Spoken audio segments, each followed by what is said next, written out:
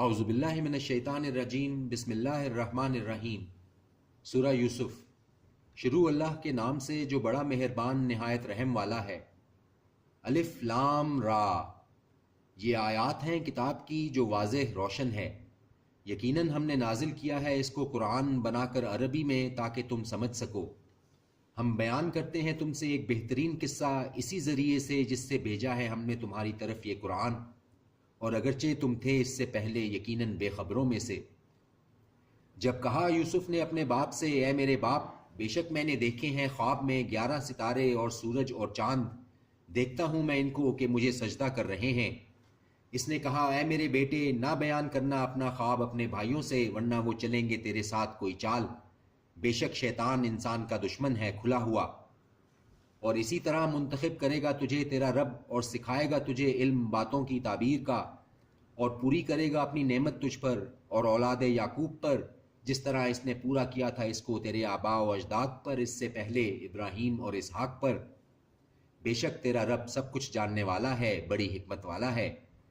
بے شک ہیں یوسف میں اور اس کے بھائیوں کے قصے میں نشانیاں پوچھنے والوں کے لیے۔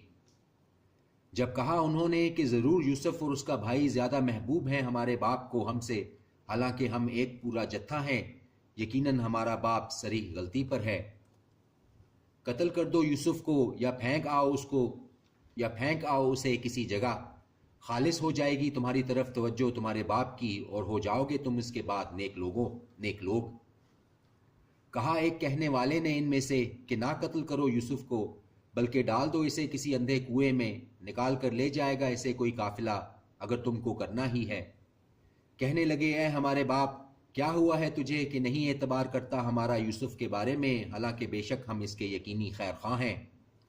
بھیج دے اسے ہمارے ساتھ کل کہ کھائے پیے اور کھیلے، اور یقیناً ہم اس کے بہت نگہبان ہوں گے۔ کہا اس نے، بے شک مجھے یہ بات غمناک کیے دیتی ہے کہ تم لے جاؤ اسے، اور مجھے یہ خوف ہے کہ کھا جائے اسے بھیڑیا جبکہ تم اس سے غافل ہو جاؤ۔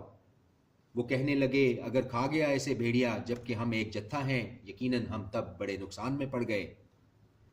پھر جب لے گئے وہ اس کو اور اتفاق کر لیا کہ ڈال دیں اس کو اندھے کنویں میں، اور وہی بھیجی ہم نے اس کی طرف کہ تو ضرور جتا دے گا انہیں ان کے اس کام کو، اور وہ نہ جانتے ہوں گے۔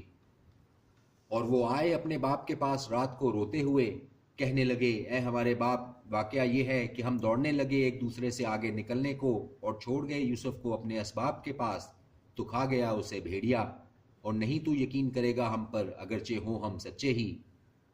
اور لگا لائے وہ اس کی قمیص پر خون جھوٹ موٹ کا۔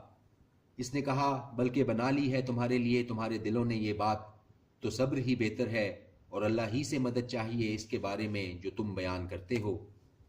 اور پہنچا ایک قافلہ تو بھیج دیا انہوں نے اپنا سکہ، پھر لٹکایا اس نے اپنا ڈول۔ وہ بولا، خوشخبری، یہ تو ایک لڑکا ہے، اور چھپا لیا اس کو پونجی کے طور پر، اور اللہ کو خوب معلوم تھا جو کچھ وہ کرتے تھے۔ اور بیچ ڈالا انہوں نے اس کو تھوڑی قیمت پر، گنتی کے چند درہموں میں، اور وہ تھے اس سے بیزار۔ اور کہا اس شخص نے جس نے اس کو خریدا، مصر میں اپنی بیوی سے، اس کو عزت و اکرام سے رکھ، شاید کہ یہ ہمیں فائدہ دے یا ہم بنا لیں اسے بیٹا۔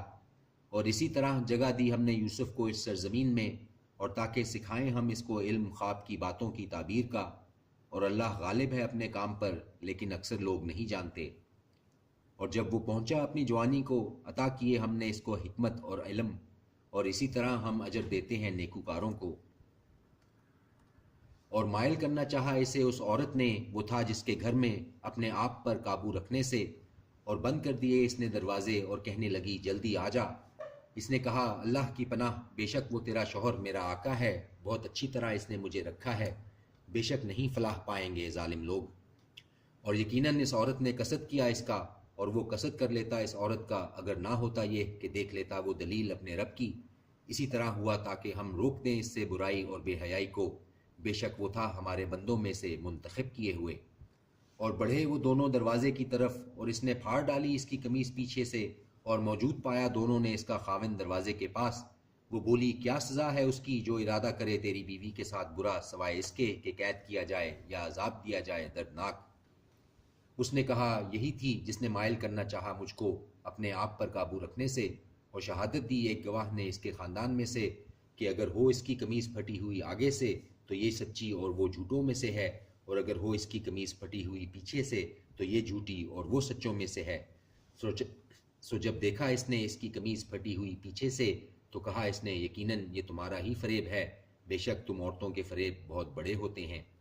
یوسف درگزر کرو اس بات سے اور تو معافی مانگ اپنے گناہوں کی، اور بے شک یوسف درگزر کرو اس بات سے اور تو معافی مانگ اپنے گناہوں کی، بے شک تو ہی خطا کرنے والوں میں، بے شک تو ہی ہے خطا کرنے والوں میں۔ صدق اللہ العظیم۔